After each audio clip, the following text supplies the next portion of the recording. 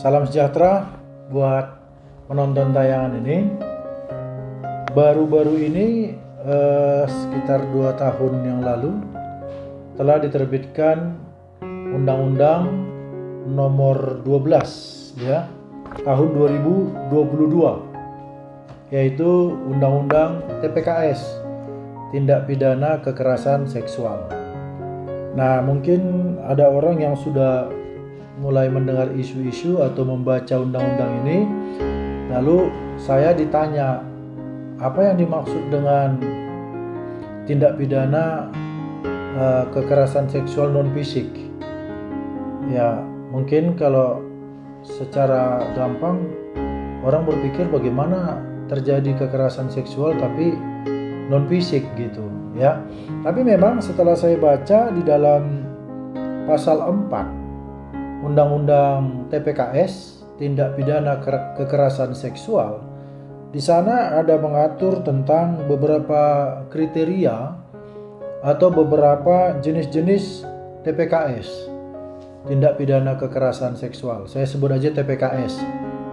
Di sana ada dikatakan pelecehan seksual non-fisik, pelecehan seksual fisik, ada 9 ini, pemaksaan kontrasepsi, lalu yang D, pemaksaan sterilisasi, E, pemaksaan perkawinan, F, penyiksaan seksual. Nah, yang ini sebetulnya masih terus membutuhkan penjelasan-penjelasan ya. Yang G, eksploitasi seksual, dan H, perbudakan seksual. Yang I, yang ke-9 itu kekerasan seksual berbasis elektronik.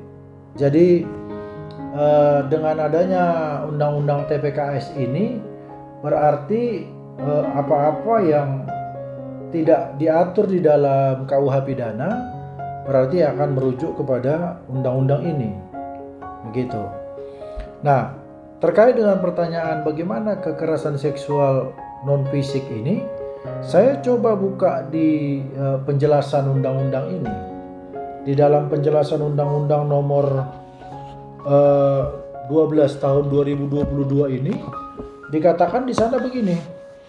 Yang dimaksud dengan perbuatan seksual secara non-fisik adalah pernyataan, gerak tubuh, atau aktivitas yang tidak patut dan mengarah kepada seksualitas dengan tujuan merendahkan atau mempermalukan.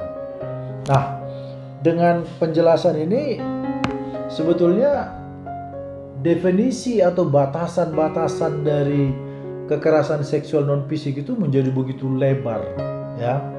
Nah, ini sebetulnya bisa saja nanti di dalam praktek menimbulkan overlapping pengertian ya, menimbulkan tumpang tindih pengertian, karena kami melihat ini menjadi sangat subjektif. Jadi kalau dikatakan gerak tubuh saja misalnya sudah dianggap menjadi kekerasan seksual non-fisik, kalau suatu waktu ada satu orang perempuan misalnya lewat di depan kita, lalu kemudian menurut dia gerakan tubuh kita atau gerakan kita itu seperti menunjukkan kekerasan seksual, maka saya mungkin bisa diadukan, saudara-saudara mungkin bisa diadukan. Nah, ini saya pikir akan menimbulkan permasalahan hukum baru, karena ada saja sebetulnya orang yang memanfaatkan celah-celah atau peluang-peluang hukum itu, bahkan bisa jadi nanti ini menjadi lahan untuk orang memeras. Ya kan? Jadi kalau misalnya dianggaplah tindakan kita yang gerakan tubuh kita dianggap seperti kekerasan seksual non-fisik, maka ketika dibawa ke polisi, ya bisa saja tidak tertutup kemungkinan kita menjadi bahan pemerasan dari orang yang mengadu itu. Mungkin saja minta uang perdamaian dan seterusnya. Ya, jadi tetapi di sisi lain, terus terang ya kita setuju dengan TPKS ini, tindak pidana kekerasan seksual ini. Mungkin itu bisa perluasan pengertian dari TPKS itu mungkin bisa membuat orang lebih berhati-hati. Ya, jadi tidak sembarangan lagi untuk mengganggu, untuk melakukan tindakan cabul, perzinahan, dan norma-norma kesopanan itu tidak lagi sembarang ditabrak. Tapi kira-kira itu yang bisa kita paparkan tentang tindak pidana kekerasan seksual yang non fisik. Kalau yang fisik ya tentu kita paham lah semua ya, misalnya melakukan pemerkosaan, cabul dan seterusnya itu real kita bisa lihat. Tetapi yang non fisik ini bisa mengundang perdebatan saya pikir. Ya, itu saja. Jadi kiranya ya ini bisa terus menjadi diskusi panjang, apalagi undang-undang ini kan baru saja diberlakukan. Jadi saya berharap ini bisa juga menjadi topik-topik diskusi ke depan. Ya, jadi saya contohkan misalnya ya, karena ini pemahamannya sudah diperluas TPKS non fisik ini. Jadi dalam pikiran saya, misalnya suatu waktu ada seorang wanita lewat di depan saya.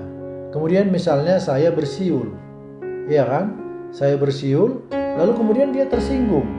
Atau kemudian saya mengatakan, katakanlah memang saya mengatakan sesuatu kepada si perempuan. Misalnya saya katakan, hai. Lalu itu bisa menjadi dasar untuk dia mengadu ke polisi karena dia merasa ada kekerasan seksual non fisik. Ini kan menjadi blunder, ya kan? Jadi kalau hanya karena saya mengatakan hai, atau mungkin saya bersiul, gitu, atau mungkin saja seorang wanita lewat lalu saya memandangi dia, bisa saja saya memandangi dia tapi saya nggak bicara apapun, lalu dia tersinggung karena saya memandangi dia. Nah, itu nanti dikategorikan dengan kekerasan seksual non fisik. Nah, dalam kaitan itulah saya pikir ini masih perlu mendapatkan kajian-kajian yang lebih mendalam agar dalam petunjuk teknis dan petunjuk pelaksanaan undang-undang ini betul-betul